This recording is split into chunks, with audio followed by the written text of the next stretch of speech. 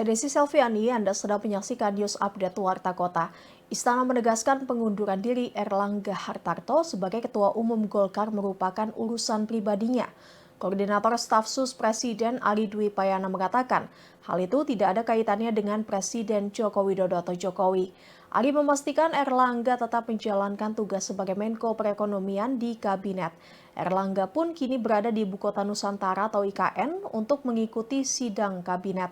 Sebelumnya muncul isu adanya tekanan yang didapat Erlangga Hartarto untuk mundur dari jabatan Ketua Umum Partai Golkar. Namun Ketua Dewan Pakar DPP Partai Golkar Agung Laksono pun buka suara soal isu adanya tekanan untuk Erlangga Hartarto mundur dari jabatan sebagai Ketua Umum Partai Golkar.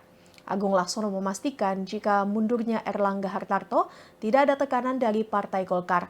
Namun menurutnya mundurnya Erlangga ingin fokus bekerja sebagai menteri di masa transisi Presiden Jokowi dan pemerintahan baru nantinya Prabowo Subianto bersama Gibran Raka Buming Raka.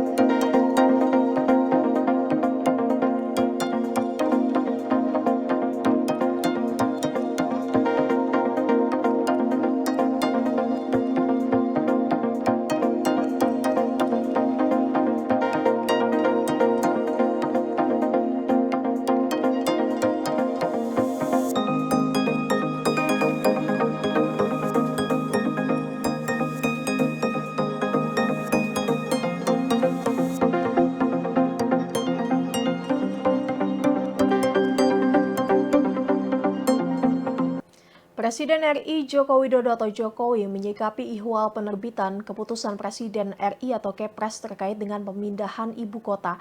Jokowi menyatakan sejatinya masih ada beberapa aspek yang harus diperhatikan terkait teknis pemindahan ibu kota ini, bukan hanya hal administrasi saja.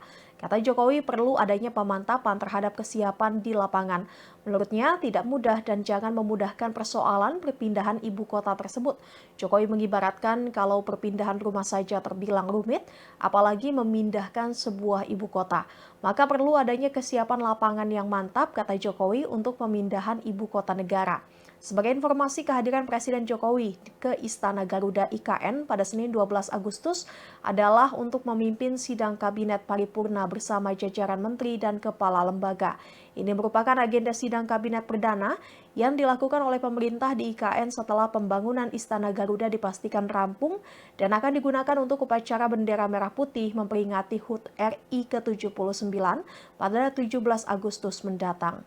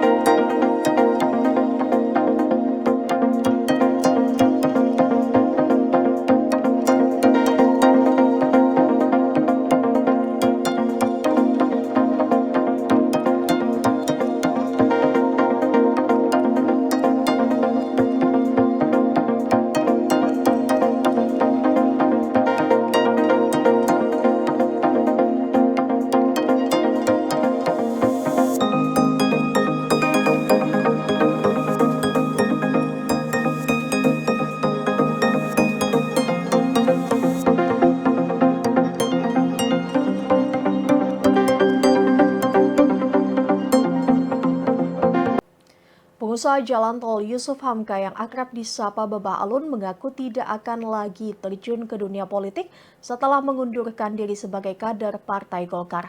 Keputusan ini diambil atas saran keluarga Yusuf Hamka. Hal itu disampaikan Yusuf Hamka usai menyerahkan surat pengunduran diri di kantor DPP Golkar Selipi, Jakarta Barat pada Senin 12 Agustus. Yusuf juga mengungkapkan ia telah meminta pendapat dari teman-temannya terkait pengunduran dirinya.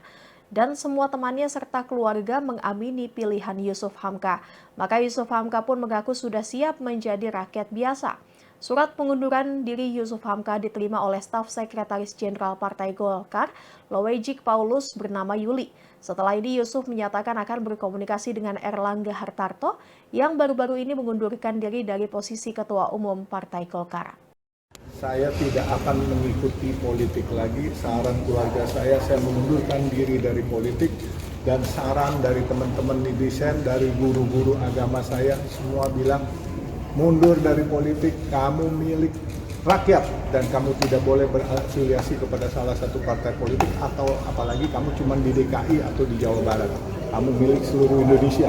Seperti cita-cita kamu mau jadi Bunda Teresa. Jadi karir politik Pak Yusuf Hamka berakhir? Iya, Pak. Saya pikir untuk ikut di partai politik telah berakhir dan saya menjadi warga biasa, rakyat biasa sesuai keinginan rakyat dan guru-guru saya.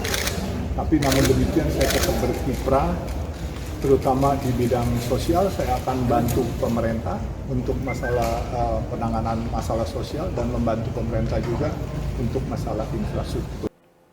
Rombongan pengurus Majelis Wakil Cabang atau MWC NU Cikarang, Kabupaten Bekasi, Jawa Barat disebut menjadi korban salah sasaran penyerangan orang tak dikenal atau OTK di Kecamatan Rangas Dengklok, Kabupaten Karawang, Jawa Barat. Rombongan tersebut datang ke Karawang guna memenuhi undangan acara di Ponpes Al-Bahdiadi, Rangas Dengklok pada Sabtu 10 Agustus malam. Kata Ketua GP Ansor Karawang, Ahmad Syahid, awalnya rombongan diarahkan dulu ke titik kumpul di Ponpes Manbaul Ulum. Kemudian saat di perjalanan menuju lokasi acara, tiba-tiba dihadang massa secara anarkis. Adapun kaca mobil dirusak sampai hancur dan 2 anggota Banser yang mengawal juga dipukuli seperti maling. Insiden itu diketahui mengakibatkan 1 mobil Pajero Sport bernopol B1870 FLS rusak serta 1 orang santri dan anggota Banser NU mengalami luka-luka. Pihaknya mengaku tak mengetahui apa yang menjadi motif penyerangan itu, hanya saja kata dia kekerasan tak dibenarkan apapun motifnya. Usut punya usut, penyerangan tersebut ternyata salah sasaran, di mana massa berdatangan mencari sosok Kiai Haji Imaduddin Usman Al-Bantani. Sebelumnya pernyataan Kiai Imad memang kerap mengundang kontroversi. Dia paling vokal dalam mempersoalkan nasab dan menyinggung orang-orang yang mengaku sebagai keturunan Rasulullah Shallallahu Alaihi Wasallam. Kiai Haji Imaduddin Utsman Al-Bantani bahkan meminta sejumlah pihak melakukan tes DNA untuk membuktikan mereka adalah keturunan Nabi Muhammad. Pernyataan-pernyataan Imad pun mengundang kemarahan banyak pihak. Hanya saja dalam peristiwa di Karawang, sosok Imad ternyata tidak berada di dalam mobil yang dikejar oleh massa. Justru Kiai Ihsan yang menjadi korban salah sasaran. Suruh balik. Suruh mundur. Si Imat itu, dalamnya. Nah, maju dikit.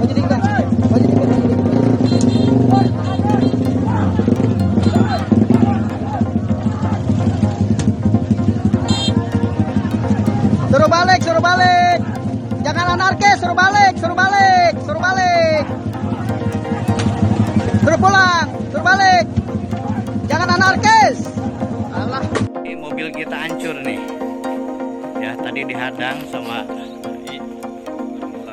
gerombolan ini. Ya. Dengo ini mobil dengo. Ya. Nah, ini hancur nih, spion hancur. Dan ini nih, hancur juga ini, hancur ini. Pintu ini hancur. Standar ganda Amerika Serikat dan beberapa negara barat disebut menjadi pemicu kejahatan di Israel. Presiden Iran Masoud Pezeshkian menyatakan bahwa standar ganda tersebut membuat rezim Zionis semakin agresif.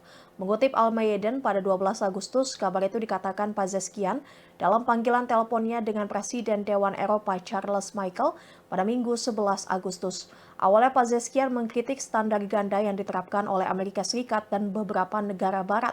Baru kemudian ia melontarkan pernyataan bahwa standar ganda itulah yang membuat rezim Zionis semakin agresif dan mengancam perdamaian serta keamanan dunia. Menurut Pazeshkian, kebijakan-kebijakan di dalam standar ganda itu justru membantu pembunuhan dan kejahatan keji di Israel, di jalur Gaza, serta di negara-negara regional. Ia menegaskan bahwa tindakan Israel menimbulkan ancaman terhadap perdamaian dan keamanan di kawasan dunia.